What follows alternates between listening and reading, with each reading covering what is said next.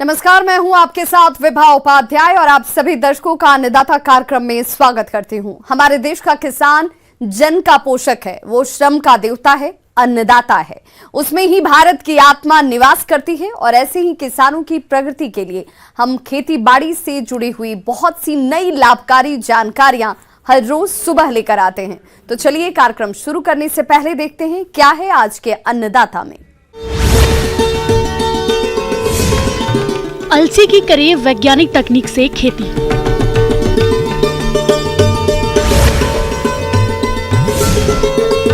Carnation फूल की खेती से किसान हो सकते हैं मालामाल।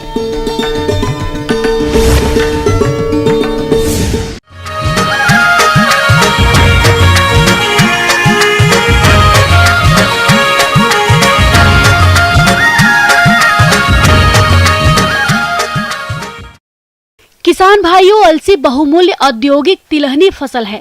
अलसी के बीज से निकलने वाले तेल का खाने के रूप में प्रयोग नहीं करते, बल्कि इससे दवाइयां बनाई जाती हैं। इसके अलावा अलसी के तेल से पेंट्स, वार्निश, पैडिंग और प्रेस प्रिंटिंग की स्याही तैयार की जाती है, जिसके चलते इसकी बाजार मांग अधिक है। इसी लाभ को देखते हुए अगर आप भी इसकी खेती करना चाहते हैं तो उन्नत किस्मों का चयन कर बुआई कैसे करें, इसकी जानकारी के लिए मिलते हैं जिला शहडोल के विषय विशेषज्ञ शिशुपाल सिंह राजपूत से।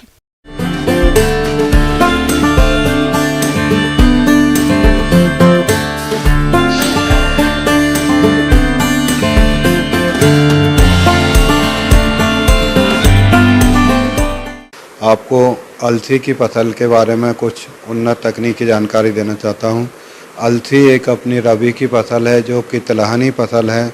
इसके लिए अपने को कुछ समसामयिक क्रिया कराएंगे तो आप अच्छा उत्पादन प्राप्त कर सकते हैं। अच्छा उत्पादन लेना चाहते हैं तो सबसे महत्वपूर्ण भूमिका प्रजाति की रहती है। अलसी तो अपन लगा रहे लेकिन अच्छी प्रजाति, अच्छा बीज नहीं लेते हैं तो अपना उत्पादन भी कम होता है।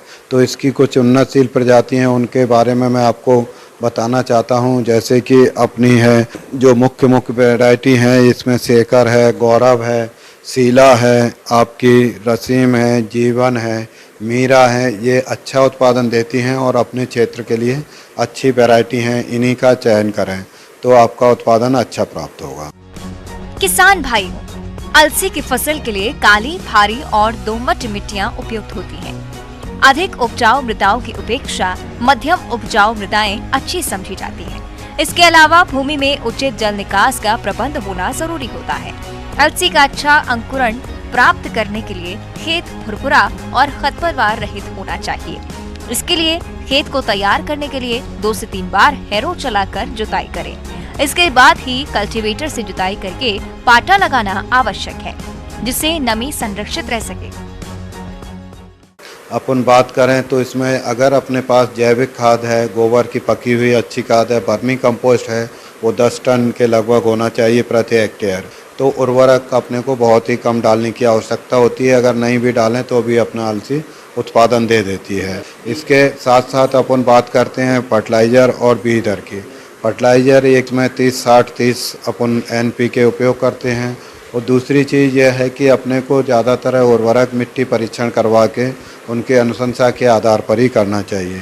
क्या रहता है कि अपन जो रिकमेंडेड डोज है उसमें कि अगर अपनी नमी, कुछ पोषक तत्वों की कमी है तो उनको अधिक बढ़ाना पड़ता है या कम करना पड़ता है। तो आप मिट्टी परीक्षण करवाएं, उसमें जो अनुशंसा की गई है उसके आधार पर ही आप इसका उपयोग करें। किसान भाइयों, असिंचित क्षेत्रों में बुआई के लिए अक्टूबर का प्रथम पखवाड़ा और सिंचित क्षेत्रों में नवंबर का प्रथम पखवाड़ा अलसी की बुआई के लिए उपयुक्त होता है। और उतेरा खेती के लिए धान कटने के 7 दिन पूर्व बुआई करनी चाहिए। जल्दी बोनी करने पर अलसी की फसल को फली मक्खी और पाउडरी मिल्ड्यू आदि से बचाया जा सकता है। अब बात करते हैं अपन बीज दर की। बीज दर अपन जो है कि 30 से 35 किलो प्रति हेक्टेयर रखना चाहिए, जो कि अच्छा उत्पादन देती है।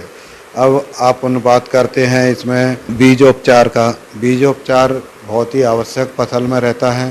बीजोपचार से क्या है कि जो रोग लगते हैं, कीड़े लगते हैं और जो अपने पोषक तत्व रहते हैं, जो उर्वरक रहते हैं, उनको भी पहुंचाने का काम करते हैं। बीज उपचार में सबसे पहले अपने को फफूंदनाशक दवाई से उपचारित करना चाहिए, जो कि अपना बाविस्टिन आती है, उसकी 1 से 2 ग्राम मात्रा प्रति किलो बीज के हिसाब से आप उपचारित कर सकते हैं।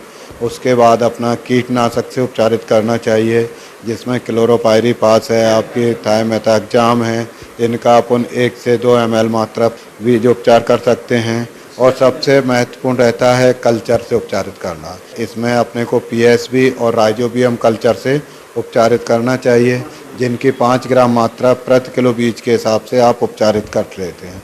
इनसे बीज उपचार करने से बहुत ही फ़ायदा होता है। जो आपके मिट्टी से लगने वाले रोग रहते हैं, बीज जनित रोग रहते हैं, वो सभी रोगों को अपन आसानी से रोक सकते हैं।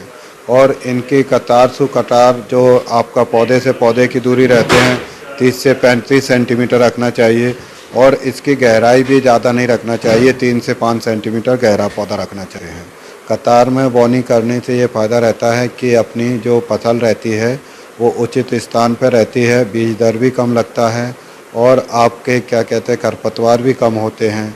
और अगर उसमें खरपतवार होते हैं तो निदाई गुड़ाई करने में अपने को सुविधा रहती है। दूसरी चीज़ कि इसमें पानी भी देने में अपने को सुविधा रहती है। अलसी की फसल में खरपतवार प्रबंधन के लिए बुआई के 20 से 25 दिन बाद पहली निदाई गुड़ाई और 40 से 45 दिन बाद दूसरी निदाई गुड़ाई करनी चाहिए। अलसी की फसल में रासायनिक विधि से खरपतवार प्रबंधन के लिए पेंडिमेथालिन 1 किलोग्राम सक्रिय तत्व को बुआई के बाद और अंकुरण से पहले छिड़काव करने पर नियंत्रण आसानी से हो जाता है। और जब अपने कतार में बोनी की है तो अपन व्हील हो भी इसमें चला सकते हैं, जिससे कि व्हील हो चलाने से आपका पौधे में जो खरपतवार रहते हैं वो भी नष्ट हो जाते हैं और उनका गुड़ाई का भी काम हो जाता है।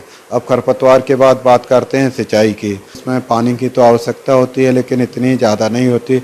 अगर अपने पास 2 से 3 पानी है तो अपन अच्छा उत्पादन प्राप्त कर सकते हैं।